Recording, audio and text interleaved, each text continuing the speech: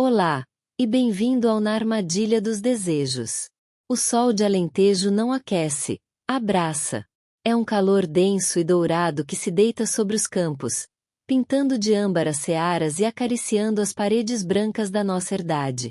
Aqui, o tempo não passa, flui, a mesma cadência lenta e ancestral dos passos dos nossos cavalos. E o meu vento, o meu lusitano de pelagem mais escura que a noite e olhos que reflectem todo o céu, é o meu barqueiro neste rio de paz. Chamo-me Leonor. Tenho 29 anos e esta herdade é o meu mundo. O mundo que construí com Rodrigo. Ele, com os seus 45 anos de sabedoria que eu outrora julguei infinita, trouxe o conforto e a solidez da cidade para este lugar selvagem. Foi ele que transformou a velha casa de família, cheia de fantasmas bons, num refúgio moderno, onde o cheiro à terra molhada se mistura com o aroma do seu café expresso matinal. Eu trouxe a alma do sítio, o conhecimento das estações, a linguagem silenciosa dos animais. E o vento era o elo entre nós dois, a expressão pura de tudo o que é belo e livre neste canto de Portugal. A minha vida era um quadro perfeito. Até que a tela se rasgou. Foi a Inês, a minha melhor amiga de infância, quem a rasgou. Com 27 anos, ela era um furacão de energia lisboeta, um turbilhão de risos altos, vestidos coloridos e histórias de uma vida que eu jamais reconhecia. Escreveu-me a dizer que precisava de fugir do barulho, de respirar ar puro. O meu coração, ingênuo, encheu-se de alegria. Era a peça que faltava naquele verão. A sua chegada foi um evento. O seu carro desportivo levantou uma nuvem de poeira na estrada de terra, um anúncio da desordem que trazia. Corri para abraçar, sentindo o cheiro do seu perfume caro, um aroma artificial que parecia desafiar o cheiro a alecrim e esteva. O Rodrigo saiu à varanda, com seu sorriso tranquilo de homem estabelecido, e eu vi o seu olhar pousar nela com interesse novo, uma centelha de curiosidade que, na altura, atribuía simpatia. Nos primeiros dias, tudo foi risos e histórias. A Inês inchava a casa com a sua energia, e eu, como uma tola, regozijava-me por ver o meu marido a integrar-se tão bem no meu mundo através dela. Eles riam de piadas internas de escritório que eu não entendia, discutiam artistas contemporâneos cujos nomes me eram estranhos. Eu servia mais vinho, olhava para os dois, e sentia uma pontada sutil de exclusão, que rapidamente abafava com a justificação de que era eu quem tinha a chave daquele paraíso, e eles eram apenas visitantes felizes. Foi então que ela começou a interessar-se pelo vento. É uma criatura mágica, Leonor, dizia ela, com os olhos a brilhar de um modo que me parecia possessivo. Parece saído de um conto de fadas. Começou a querer aproximar-se dele, a tentar dar-lhe cenouras com uma mão hesitante, a falar-lhe em tons agudos que o faziam arquear o pescoço, desconfiado. Eu, cega pela amizade, incentivava. Ele é dócil, Inês, aproxima-te devagar. Mas o meu vento que sempre se debruçara sobre o meu ombro como um amigo, recuava quando ela se aproximava. O seu corpo poderoso ficava tenso. As orelhas moviam-se nervosamente. Ele via algo que eu me recusava a ver. Uma tarde, fui ao estábulo e encontrei-a de costas para mim, muito perto dele, a correr os dedos pela sua crina. Não era um carinho, era uma inspeção. Uma apropriação. O meu estômago contraiu-se. Um pensamento primitivo e claro como água de nascente atravessou a minha mente. Afasta a tua mão dele. Mas calei-me. Reprimi aquele instinto, atribuindo a um ciúme mesquinho, ao meu amor possessivo por aquele animal. Afinal de contas, era minha melhor amiga. Que mal poderia haver? O mal, como aprendi demasiado tarde, não é uma coisa que se faz. É uma energia que se deixa entrar. E eu tinha aberto a porta de par em par. Na noite em que tudo mudou, decidimos fazer uma pequena ceia. O Rodrigo abriu um vinho tinto excepcional, um alentejo encorpado que ele guardava para ocasiões especiais. A Inês estava particularmente deslumbrante, com um vestido que parecia pintado no seu corpo, e o seu riso soava mais alto do que o costume. Eu sentia-me estranhamente cansada, um peso nos ossos que não era físico. Enquanto eles falavam e riam, animados, sobre uma exposição de arte em Madrid a que ele devia tê-la convidado virtualmente, eu sentei-me no sofá, a observar. Observava as mãos dele, que outrora me acariciavam com tanta segurança, a gesticular com um entusiasmo juvenil. Observava o modo como os olhos dela se fixavam nele, não com a admiração de uma amiga, mas com o foco intenso de um caçador. Havia uma intimidade nova no ar, uma corrente subterrânea que fluía entre os dois, da qual eu estava excluída. Acabei por me desculpar, alegando cansaço, e subi para o quarto. A cama era fria do seu lado. Adormeci com o som abafado das suas vozes e risos a subir pela escada, como uma melodia traiçoeira. Não sabia que estava a ouvir o som dos alicerces do meu mundo a desmoronarem-se. Acordei de sobressalto no meio da noite. O espaço ao meu lado continuava vazio e frio. Um nó de gelo formou-se no meu peito. Desci as escadas em silêncio. A casa estava vazia. Apenas as taças de vinho por lavar testemunhavam a festa que tinha sido. E então, olhei pela janela da cozinha que dava para o pátio. A luz do estábulo estava acesa. O coração disparou-me contra as costelas. Caminhei descalça pela terra fria. Cada passo um martírio. A porta do estábulo estava entreaberta. E o que vi lá dentro paralisou o sangue nas minhas veias. A Inês estava de pé, de lado para mim, com o corpo pressionado contra o pescoço do vento. Não era um abraço. Era uma posse. O seu rosto estava enterrado na sua crina, e a sua mão subia e descia pelo seu dorso com uma lentidão hipnótica, sensual até. O vento estava estático, os músculos tensos como cordas, as orelhas coladas ao crânio. Ele não estava a desfrutar. Estava a suportar. Estava assustado. E então, a sombra junto à parede moveu-se. Rodrigo saiu das trevas. Não parecia embaraçado ou apanhado. O seu rosto estava suave, iluminado por uma expressão que eu já não via há anos. Puro fascínio. Puro desejo.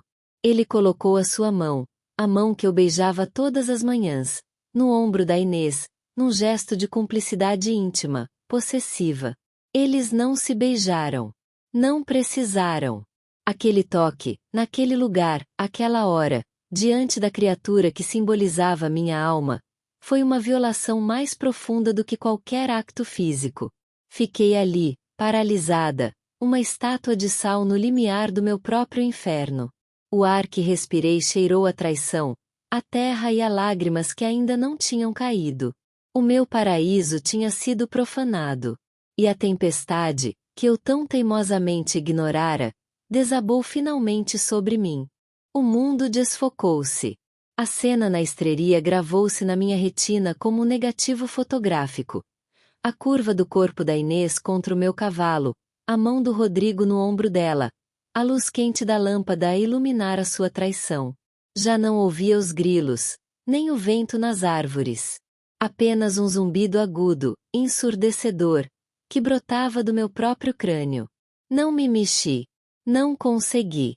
Fiquei ali, enraizada no limiar, uma espectadora fantasma do colapso da minha própria vida. Foram talvez 10 segundos. Ou 10 minutos. O tempo perdeu todo o significado. Foi o vento quem me viu.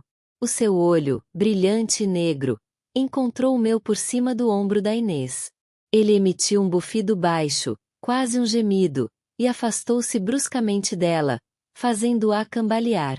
Esse movimento quebrou o feitiço. Rodrigo e Inês viraram-se ao mesmo tempo. Os seus rostos foram um estudo contrastante do choque. O dele, pálido, os olhos arregalados de um pânico genuíno, a boca entreaberta para formar uma palavra que não saiu. O dela, primeiro um sobressalto, depois, num piscar de olhos, uma máscara de calculismo rápido. Não havia remorso nos olhos da Inês. Havia apenas o reconhecimento de ter sido apanhada, seguido de um estranho brilho de desafio. Leonor. A voz do Rodrigo foi um fio de som, rouco e quebrado. Foi essa palavra, o meu nome saindo da sua boca naquele momento, que me desprendeu do chão. Virei-me sem dizer nada e caminhei em direção à casa. Os meus passos eram mecânicos, o corpo pesado como chumbo. Ouvi-os a chamar por mim, as suas vozes sobrepostas, a dele, suplicante, a dela, falsamente preocupada. Não respondi. Subi as escadas, entrei no nosso quarto e sentei-me na cama, a olhar para o vazio. A frieza que me invadia era mais assustadora do que qualquer acesso de fúria. Era um vácuo, um silêncio interior absoluto que absorvia todo o som, toda a emoção. O meu coração parecia ter parado. Eles entraram pouco depois. O Rodrigo veio primeiro, ajoelhando-se diante de mim, as mãos a tremer. Leonor, meu amor, por favor, deixa-me explicar. Não foi o que estás a pensar. A minha visão periférica captou a Inês a parar à porta, os braços cruzados, a observar a cena com uma serenidade obscena. O que foi, então, Rodrigo? A minha voz soou plana, metálica, como se pertencesse a outra pessoa. Estavas a ajudá-la a escolher o melhor shampoo para o vento? A discutir a última exposição de arte em Madrid com ele? Ela estava nervosa. O cavalo assustou-a mais cedo e eu só, estávamos a acalmá-lo. Ele gaguejou, a sua mentira tão frágil quanto transparente. Rime. Um som seco e oco que não tinha qualquer humor. Acalmá-lo. Ele estava mais tenso do que eu alguma vez vi. Ele estava assustado dela. E tu estavas a acariciá-la, Rodrigo. A olhar para ela como se fosse a última Coca-Cola no deserto. Ele encostou a testa aos meus joelhos, um gesto de desespero que outrora me teria derretido o coração. Agora, deixou-me fria. Foi um momento de estupidez, Leonor. Uma fraqueza. Eu juro, não significou nada. Foi então que a Inês falou, a sua voz um fio de mel envenenado. Léo, querida, estás a fazer uma tempestade num copo de água.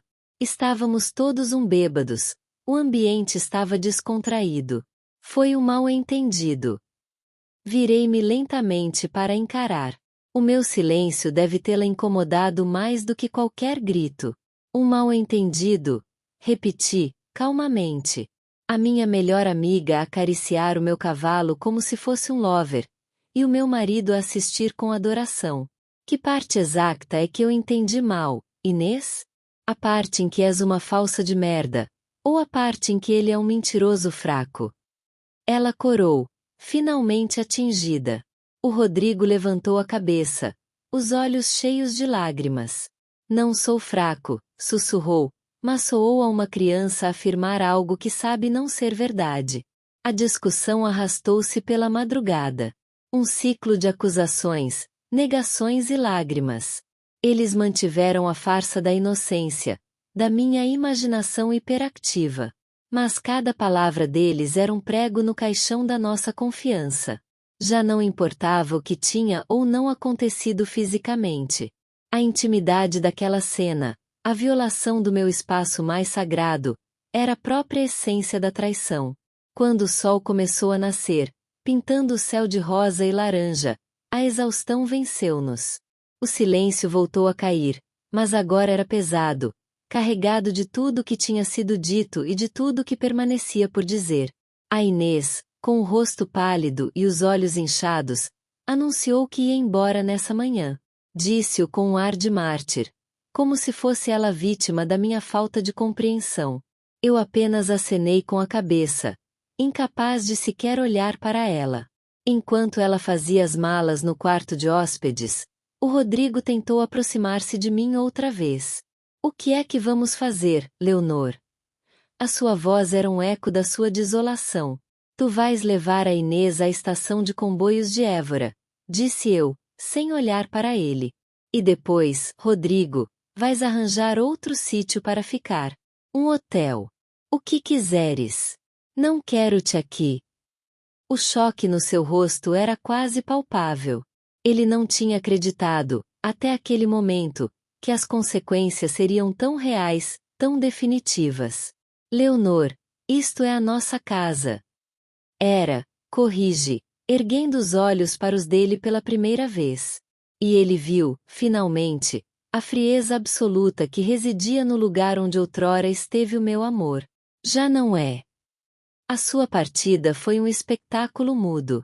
Ele carregou a mala da Inês para o carro. Ela não me olhou, limitou-se a entrar no carro do passageiro, a postura rígida. Ele parou à minha frente, na varanda, o rosto uma máscara de angústia.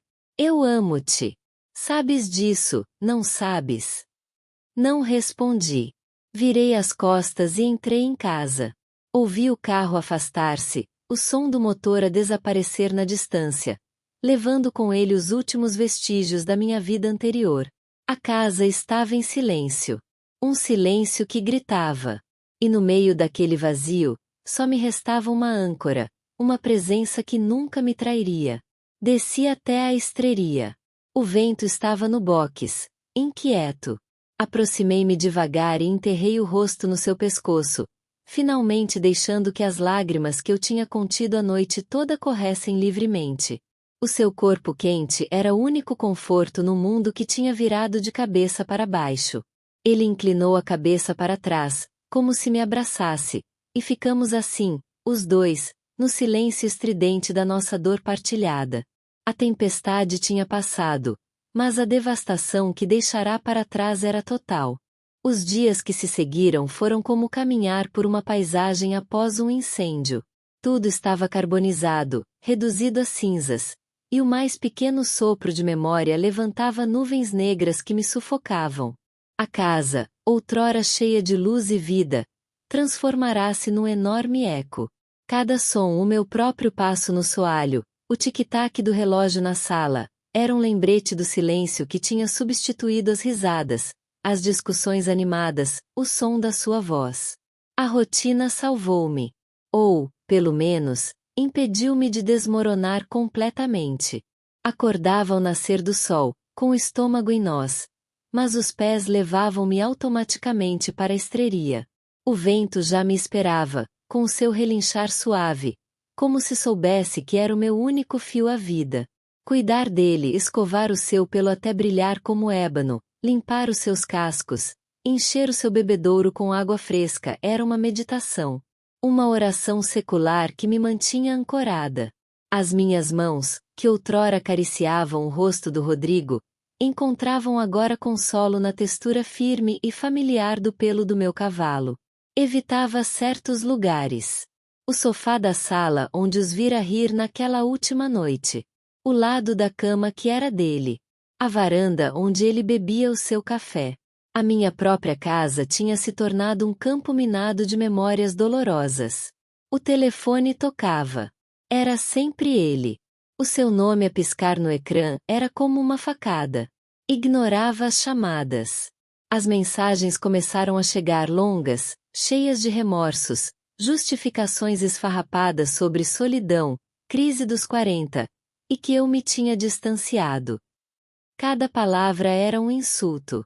Ele não percebia, ou não queria perceber, que a traição não tinha sido um momento de fraqueza, mas uma escolha consciente. Uma escolha que tinha sido feita não apenas contra mim, mas com a minha melhor amiga, e no santuário do meu cavalo. Uma semana após a sua partida, cedi. Encontramo-nos num café em Estremoz, uma cidade neutra, longe dos nossos lugares comuns. Ele parecia mais velho, com olheiras fundas e uma postura curvada. Eu sentia-me como se estivesse a observar uma peça de teatro, completamente separada da mulher que ali estava sentada. Leonor, começou ele, as mãos a tremerem à volta da chávena de café. Não consigo viver sem ti. Arrependo-me todos os segundos. Foi o maior erro da minha vida. Olhei para ele, e pela primeira vez, não senti raiva, nem dor. Senti um desprezo tão profundo e calmo que quase me assustou. Qual foi exatamente o erro, Rodrigo? Teres te deixado apanhar? Ele ficou chocado, como se eu lhe tivesse cuspido na cara. Não. Claro que não. Foi ter deixado que aquilo acontecesse. Foi não a ter mandado embora logo no primeiro dia. Ah, disse eu, com uma frieza que faria gelo parecer morno. Então a culpa é dela. És apenas uma vítima da sua sedução, é isso. Eu não disse isso. Ele gaguejou. Mas é isso que estás a implicar. Sempre foste assim, Rodrigo. Sempre te escondeste atrás de circunstâncias. A crise é uma circunstância. A Inês é uma circunstância. E eu, o que fui? A circunstância que te aborreceu? Os seus olhos encheram-se de lágrimas. Outrora, tê-las ia enxugado. Agora, observei-as cair com uma curiosidade clínica. Eu amo-te, ele sussurrou, uma última tentativa desesperada. Aquela palavra, outrora tão poderosa, agora soava lata vazia. O amor não é uma palavra, Rodrigo. É uma ação. É lealdade. É proteger o que se tem. Tu não me amaste naquela noite. E não amas agora. Sentes é pena de ti próprio porque as tuas ações tiveram consequências. Paguei o meu café e levantei-me. O meu coração batia num ritmo normal. A geada dentro de mim tinha petrificado tudo, até o medo. Vou vender a herdade. Ele olhou para mim, incrédulo. O quê? Não podes fazer isso. É a nossa casa. É o nosso projeto. Já não é, disse eu, com uma calma final. É a casa onde o meu marido e a minha melhor amiga me traíram. E eu não sou forte o suficiente para viver entre os fantasmas que vocês aqui deixaram. Preciso de um lugar onde a geada não tenha de trabalhar tanto para cobrir o passado. Dei meia volta e saí, deixando-o sozinho na mesa, a segurar a sua chávena de café já frio. Não olhei para trás. Ao dirigir-me para o carro, senti um peso a levantar-se dos meus ombros. A dor ainda lá estava, uma massa pesada e sólida no meu peito, mas pela primeira vez, era minha. Já não era uma dor que ele pudesse tocar ou manipular. Nos dias que se seguiram, mergulhei no processo prático de cortar os laços. Contactei uma agência imobiliária. Comecei a arrumar a casa, a colocar as coisas dele em caixas. Cada objeto que embalava os seus livros de arquitetura, a sua velha máquina fotográfica, era como retirar um fio de uma ferida. Doía, mas era um doer limpo, necessário. Uma tarde, enquanto arrumava sua secretária, encontrei uma caixa de cartão no fundo de um gaveta. Dentro, estava um embrulho. Ao abri-lo, o meu coração parou. Era um pequeno cavalo de cerâmica, pintado à mão com as cores do vento, preto e castanho escuro. Era tosco, claramente feito por uma criança. Lembrei-me de o ter feito para ele, há anos, num ateliê de olaria em São Pedro do Corval, quando estávamos no início do nosso namoro. Ele tinha se rido, dizendo que era a coisa mais feia que já vira, mas que a guardaria para sempre. E ele guardou. Segurei o cavalinho na palma da mão, e a geada no meu peito rachou.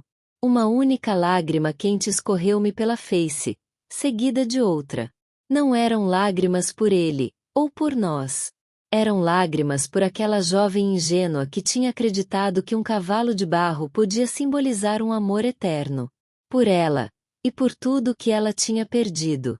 Na manhã seguinte, levei o cavalinho de cerâmica para a estreria e coloquei-o numa prateleira, ao lado dos escovões e das mantas. Não como um troféu, nem como uma relíquia de um amor perdido, mas como um lembrete. Um lembrete de que mesmo as coisas mais frágeis e toscas podem sobreviver. E, talvez, de que eu também poderia. O vento aproximou-se e cheirou o objeto estranho, bufando com curiosidade. Deitei a mão à sua crina, sentindo a sua solidez, a sua presença constante. É só tu e eu agora, miúdo, sussurrei, e pela primeira vez, aquela ideia não me assustou. Trouxe-me uma centelha de paz. A geada exterior no Alentejo começava a ceder, dando lugar aos primeiros sinais de uma primavera incerta. E dentro de mim, algo muito pequeno e muito frágil começava, timidamente, a descongelar. A decisão de vender a herdade foi como levantar uma âncora.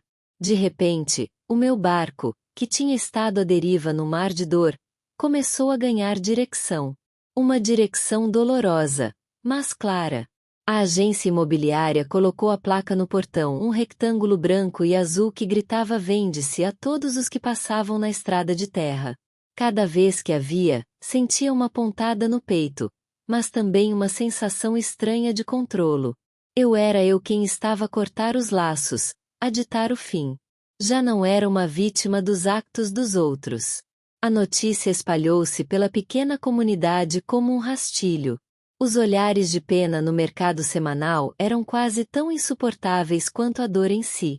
As pessoas sussurravam, as velhas senhoras com seus xales pretos abanavam a cabeça com um ar de "eu sempre soube". A traição do Rodrigo e da Inês tinha deixado de ser a minha tragédia privada para se tornar uma fofoca pública. Aprendi a baixar o olhar, a focar-me na escolha dos tomates mais maduros, a fazer de conta que não ouvia. Construí uma muralha à minha volta, e o silêncio tornou-se a minha única defesa. Foi nessa altura que o mundo, na sua estranha justiça, decidiu apresentar-me uma fenda de luz. O vento, o meu fiel companheiro, começou a cochear ligeiramente da pata dianteira esquerda. Um choque de pânico percorreu-me. Ele era minha rocha, o meu pilar. Se algo lhe acontecesse, não podia sequer pensar nisso. Liguei para o veterinário da região, o velho Dr. Arthur, um homem gentil que conhecia o vento desde que era uma potra. Mas ele estava de férias nos Açores. A sua recepcionista, com uma voz simpática, deu-me outro contato. Temos um veterinário novo a ajudar com as urgências. O Dr. Diogo. É muito bom com equinos. Posso dar-lhe o seu contato? Aceitei, com um nó de ansiedade no estômago. Um estranho.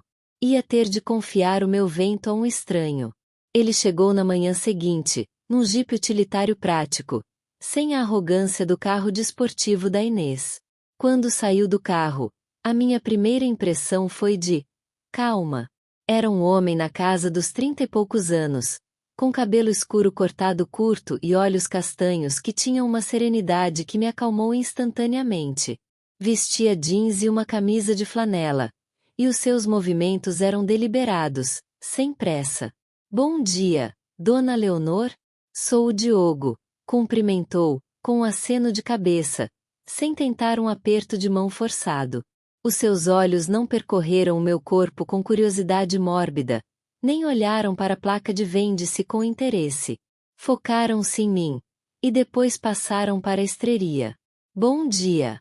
Obrigado por vir tão depressa, disse eu, a minha voz soando um pouco áspera por falta de uso. É a minha obrigação. O seu cavalo é o Lusitano, não é? O vento. Ele sabia o nome.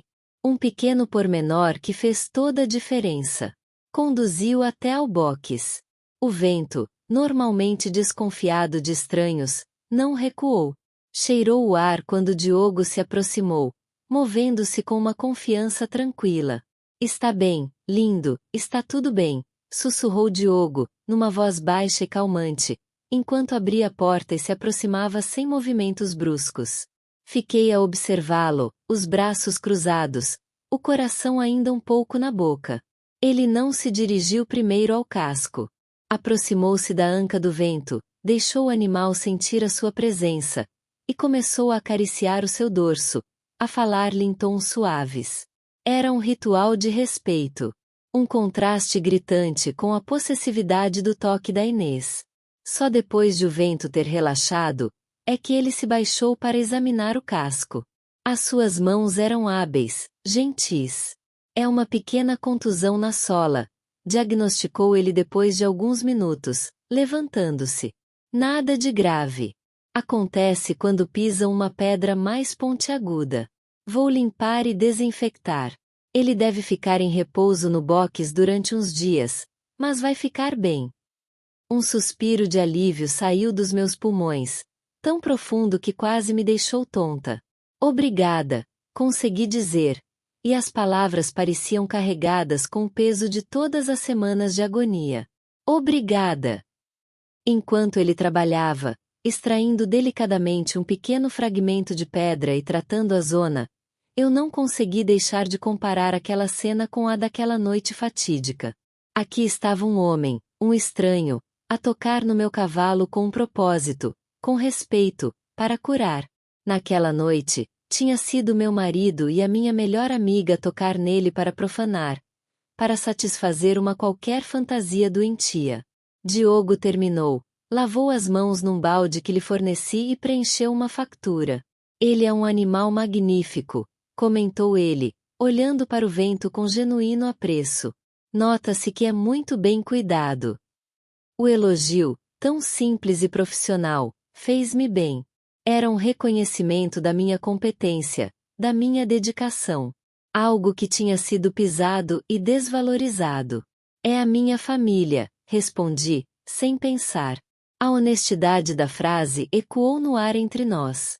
Ele acenou com a cabeça, como se compreendesse perfeitamente. Os seus olhos encontraram os meus por um segundo, e não havia pena neles. Havia reconhecimento. Se precisar de alguma coisa, ou se a claudicação não passar em 3 dias, não hesite em ligar, disse ele, entregando-me o seu cartão. Fiquei a vê-lo ir embora, o seu jipe a levantar uma nuvem de poeira muito mais discreta do que a da Inês. A ansiedade tinha desaparecido, substituída por uma sensação rara de ter sido cuidada.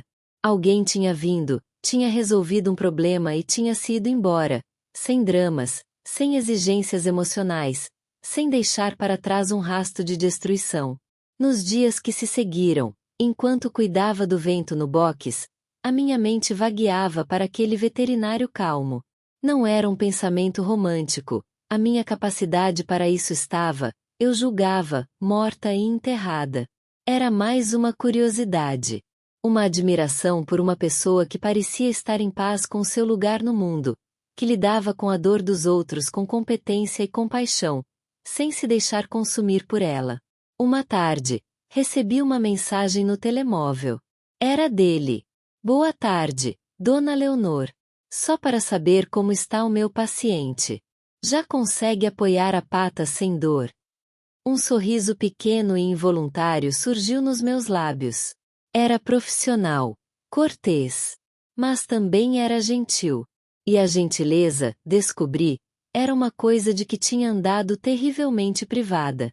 Respondi, agradecendo e confirmando que o vento estava melhor. A conversa não continuou, mas aquele pequeno intercâmbio ficou comigo. Era uma semente minúscula, uma primeira raiz frágil a tentar fixar-se no solo devastado do meu coração. O mundo lá fora podia estar cheio de traição e fofocas, mas naquela estreria, com o vento a recuperar e um acto de bondade simples a ecoar na memória, senti, pela primeira vez desde que tudo tinha acontecido, que talvez, apenas talvez, o futuro não tivesse de ser apenas uma longa e fria extensão do passado. A primavera no Alentejo chegou com uma explosão de cores que parecia uma afronta ao meu estado de alma. Os campos, outrora dourados, cobriram-se de um manto verde vibrante salpicado de flores vermelhas, amarelas e roxas. O ar, antes gélido, encheu-se do zumbido das abelhas e do perfume do alecrim. Era uma celebração da vida da qual eu não me sentia parte. A geada interior tinha derretido o suficiente para eu conseguir funcionar, mas o coração ainda estava entorpecido, um órgão pesado e cicatrizado dentro do meu peito. O vento recuperara totalmente. As nossas cavalgadas matinais tornaram-se mais longas, mais desafiadoras. Era como se eu estivesse a tentar deixar a dor para trás, a galope, através dos montados de sobreiros e pelas planícies sem fim. Nessas alturas, sentia-me quase livre. Mas o regresso à casa era sempre um mergulho de volta à realidade. A casa vazia, o silêncio, a placa de vende-se a balançar ao vento como um pêndulo a marcar o tempo que faltava para um fim inevitável. O Diogo tornará-se uma presença esporádica, mas constante. Voltou 2 vezes para verificar o estado do vento, sempre profissional, sempre gentil. Da última vez, trouxe-lhe uma cenoura e, Com um sorriso tímido, disse: para o paciente, pelos bons comportamentos. Eu ofereci-lhe um café na varanda e, para minha surpresa, ele aceitou. A conversa não foi profunda, falamos de cavalos, da seca no Alentejo, do seu gosto por ler, mas foi fácil. Foi a primeira conversa que tive com um homem, desde a traição, que não foi carregada de subtextos dolorosos ou de uma tensão opressiva. Quando se despediu, senti uma pontada de desapontamento, que rapidamente reprimi. Não estava pronta para isso. Talvez nunca estivesse. Foi na manhã a seguir a essa visita que o correio chegou. Entre as contas de luz e os folhetos de supermercado, havia um envelope de papel fino, com a minha morada escrita à mão. Uma caligrafia que conhecia tão bem como a minha própria. O coração parou-me no peito, e depois disparou num ritmo frenético e desordenado. Era do Rodrigo. Levei o envelope para a cozinha, as mãos a tremer. Sentei-me à mesa, a olhar para ele como se fosse uma cobra prestes a atacar. Por que é que ele estava a escrever? O que poderia ele dizer que já não tivesse sido dito? As suas mensagens tinham diminuído, as suas chamadas tinham cessado. Pensei, ingenuamente, que ele finalmente aceitara o fim. Com um dedo trêmulo, rasguei a parte superior do envelope e puxei para fora uma única folha de papel, cheia da sua escrita compacta. Minha querida Leonor, escrevo-te estas palavras sabendo que talvez nunca as leias, ou que as leias apenas para as deitares fora. Mas tenho de tentar. Viver com o remorso tem sido uma prisão pior do que qualquer distância física. Estou em Lisboa. Arrendoei um apartamento minúsculo com uma vista para um prédio em frente. É tudo cinza. É tudo barulho. E em cada canto deste lugar, vejo os teus olhos, o teu sorriso, o fantasma da vida que eu próprio destruí. Não escrevo para me justificar. Nenhuma justificação existe. Escrevo para te dizer, com uma clareza que só a dor absoluta traz, que te amo. Que te amei sempre, mesmo no meu momento de maior estupidez e fraqueza. A Inês foi um sintoma, não a doença. A doença era o meu vazio, o meu medo de envelhecer, a minha incapacidade de comunicar o terror que sentia por ver a vida passar-me ao lado. Procurei algo que me fizesse sentir vivo, e na minha insanidade, pensei tê-lo encontrado. Mas só destruí a única coisa que dava verdadeiro sentido à minha existência. A tua confiança, o teu amor, o nosso lar. Estive na herdade na semana passada. Não entrei. Fiquei apenas na estrada, a olhar. Vi a placa. Compreendi. E, pela primeira vez, percebi que não te estás a vingar. Estás a salvar-te. E eu, que tanto te magoei, só posso admirar a tua coragem e a tua força. Leonor, o que partilhamos não pode ter morrido assim. Não pode. Foi muito real, foi muito profundo. Errei de uma forma imperdoável, eu sei. Mas se houver uma migalha de possibilidade no teu coração, um único grão de esperança, eu farei o que for preciso. Farei terapia. Mudarei o que tiver de mudar. Esperarei 1 ano, 10, uma vida. Não me respondas agora. Pensa. Pensa no barro do nosso cavalo.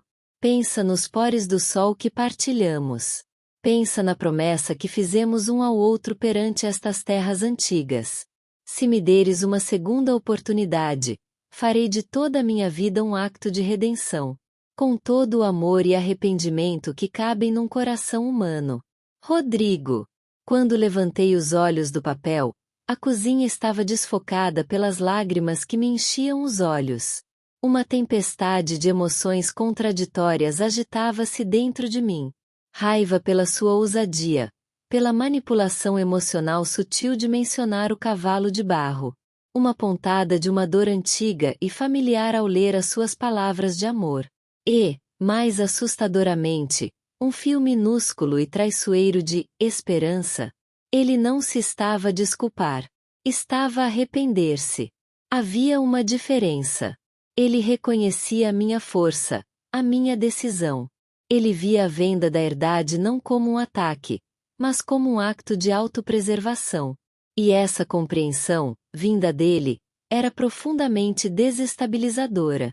Deixei a carta em cima da mesa e saí para o exterior, precisando de ar. Caminhei até o cercado onde o vento pastava. Ele aproximou-se de mim, o seu focinho suave a roçar na minha mão. O que é que eu faço, miúdo? Sussurrei, a minha voz a quebrar. Ele fala em promessas, mas foi ele quem as quebrou. O vento bufou, como se em resposta. A sua lealdade era simples, incondicional. A dos seres humanos era uma teia complexa e cheia de falhas. A carta do Rodrigo não era um fecho. Era um novo abrindo-se à minha frente. De um lado, a possibilidade de um futuro desconhecido, talvez solitário, mas limpo da sua traição. Do outro, a possibilidade de um reencontro, de um perdão que parecia impossível, mas que prometia devolver-me os pedaços da vida que eu ainda amava, a herdade, os nossos sonhos, o homem com quem eu pensara passar o resto dos meus dias. Olhei para a casa, para a terra, para o cavalo. E depois olhei para o horizonte, para onde a estrada de terra desaparecia, levando para longe de mim todas as certezas. A carta estava em cima da mesa, a aguardar uma resposta. E eu, no meio daquele turbilhão, não sabia se tinha coragem para escrever, ou se a minha resposta seria um sim que reconstruiria o meu mundo, ou um não que o demoliria para sempre, desta vez de forma irreversível.